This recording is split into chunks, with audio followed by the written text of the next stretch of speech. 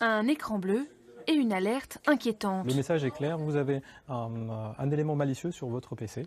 Dans cette entreprise spécialisée dans la cybercriminalité, on connaît bien ce genre d'escroquerie. C'est ce que l'on appelle une arnaque au faux support informatique. Suite à ça, on vous invite fortement à contacter le service adéquat, le service support qui va pouvoir, entre guillemets, vous éviter une infection. C'est comme un petit malfrat, faire peur à la personne et un peu l'intimider. La supercherie est bien ficelée, un logo, un numéro français et au bout du fil, un faux technicien. Support technique, bonjour, Sarah, à votre écoute. Bonjour madame, j'ai un problème avec mon ordinateur. Je suis un peu en panique, j'ai peur de perdre ma connexion Facebook et mes photos, etc. Est-ce que c'est vraiment D'accord, oui, le vous cas avez raison. Parce que là, monsieur, je ne vous cache pas, je ne suis pas en train de vous faire peur ou quoi que ce soit. Mais malheureusement, ce n'est pas un bon signe du tout ce que vous venez de recevoir, en fait. Ces attaques sont de plus en plus courantes. L'objectif, soutirer de l'argent à la victime. Du coup, normalement, ils vont nous suggérer d'installer un logiciel et en contrepartie, ils vont nous demander de la rémunération justement pour éviter l'infection. En fait, je pense qu'ils ont même une vraie structure avec des gens qui sont formés. C'est bien organisé. Les 3 hommes interpellés à Lyon cette semaine utilisaient la même méthode. Les gendarmes ont mis près d'1 an à démanteler ce réseau.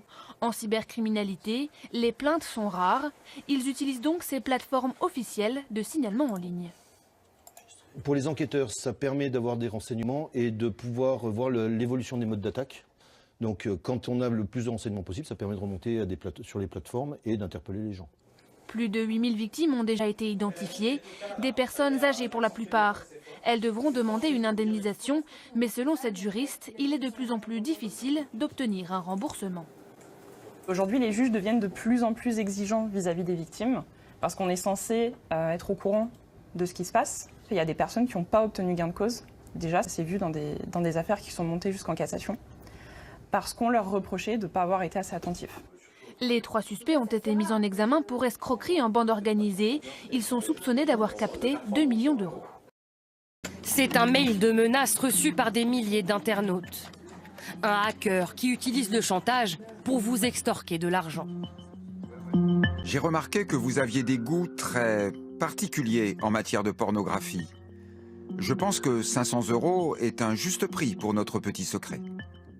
Sa stratégie ?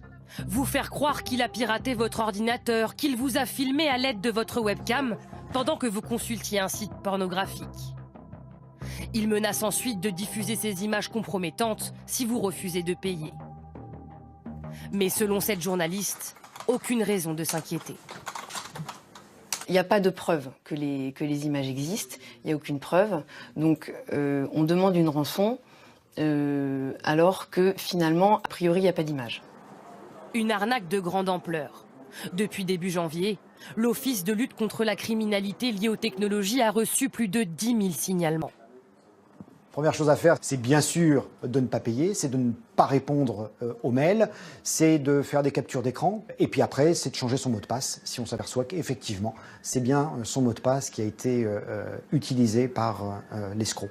Pour l'heure, aucune piste sur l'identité du ou des hackers.